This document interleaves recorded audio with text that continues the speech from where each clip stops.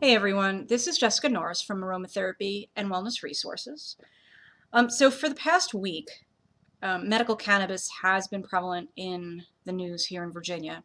And so I'd like to dedicate this week's presentation on two types of cannabis oils that are used or being utilized for medical purposes, THC-A and CBD. And so the reason these are in the news is because last week the Virginia State Senate passed a bill to allow the use, or actually expand the use, of cannabis oils for medical purposes. Now, this new legislation allows doctors to prescribe two different oils derived from cannabis.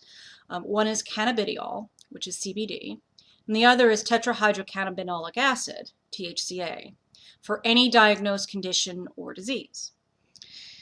Now, we can contrast this legislation with previous legislation that allowed doctors to only prescribe this for certain types of epilepsy. Now, from a federal standpoint, cannabis is still considered a Schedule I substance under the Controlled Substances Act. So translated, that means that the federal government believes that cannabis has a high potential for dependency and no accepted medical use. But this is despite the scientific research that has been done and published, as well as clinical research done and published on components of cannabis. Distribution of marijuana is a federal offense. However, there are many cannabis and CBD products that are commercially available. You find them very easily on the internet. However, these products are not FDA approved. In addition, state laws regarding quality control for these products are inconsistent. Sometimes they're non-existent. And so one has to be very cautious when purchasing these oils, CBD or THCA oils, since we're not sure about their safety and efficacy. But having said that, this new legislation is going to open up a lot of opportunities for medical treatment and medical research in this state. So CBD and THCA, as well as one that you may be more familiar with, and that's THC, those are all classified as cannabinoids. And the way that cannabinoids typically work is that they attach themselves to receptors in your cells. You can think of them as docking stations. Now, these receptors that I'm specifically talking about are called CB1 receptors.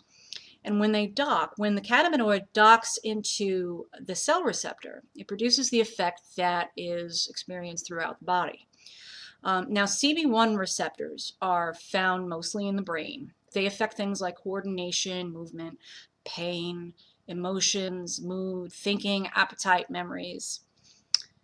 So the cannabinoid that you are probably most familiar with when it is THC, and that docks directly onto CB1 receptors in the brain. So this makes it a psychoactive component. And because it docks directly to the receptors in the brain, this is how the user gets high. However, we know from the isolation of THCA and CBD from cannabis, these cannabinoids do not directly act on CB1 receptors in the brain, so they are not psychoactive components. So if you use those without THC or in isolation, the user does not get high. In fact, what scientists believe is that these cannabinoids influence the body to use more of its own cannabinoids, because the human body does make its own cannabinoids. But they do work differently than THC. And the bottom line here is that THCA and CBD, if you take the oils, you're not going to get high as if you were smoking pot. So let's talk about the benefits of CBD oil. And there's been a ton of work on CBD. This is the major non-psychoactive component of cannabis. This has been studied extensively. The initial studies and the most work has been done on pain relief and anti-inflammatory properties. In fact, there's a paper that I'm citing here that shows that CBD oil is quite effective at treating neuropathic pain in patients with multiple sclerosis. And as somebody that suffers with MS and does have quite a bit of neuropathic pain, I can tell you that that is not fun. And so any advancement towards minimizing neuropathic pain is going to be key in a lot of MS patients. But you can see that there's been a lot of work done with CBD oil for many different ailments, from treatment for nausea and vomiting, promoting cardiovascular health, and anxiety reduction, schizophrenia, anti-seizure activity with epilepsy, and other seizure-based diseases. What I find the most interesting is the work that's been done using CBD oil for cancer and cancer treatment. And we have seen in multiple studies that using CBD-rich oils promotes a selective inhibition of cell growth as well as cell death of breast tumor cell lines. This is huge advancement towards fighting breast cancer.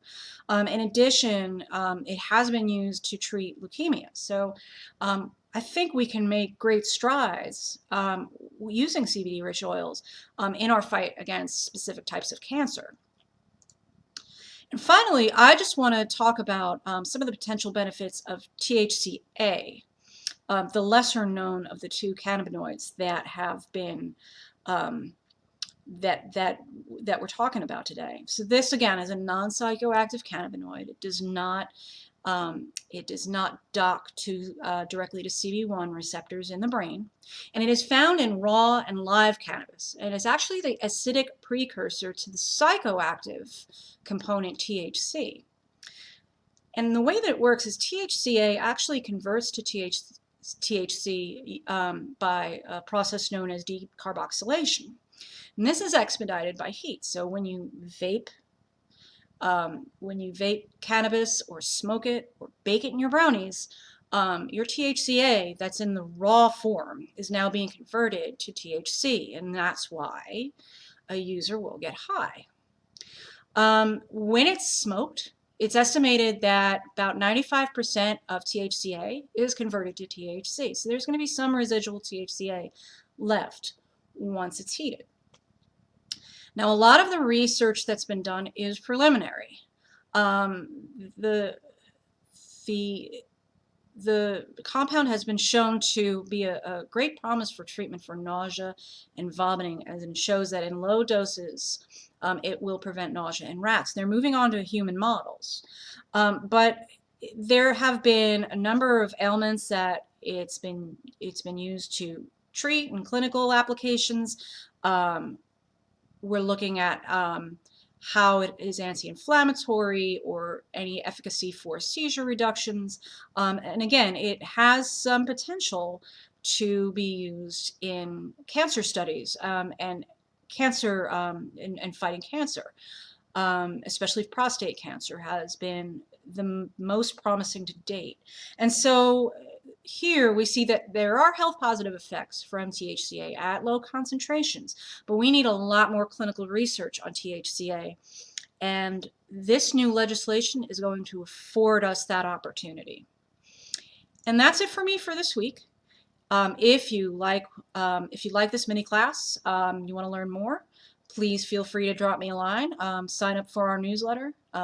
Please like us on Facebook, love us on Instagram, and go ahead and sign up for our newsletter at doobiedoobidoo.com. Once again, I thank you for watching. You guys have a great week.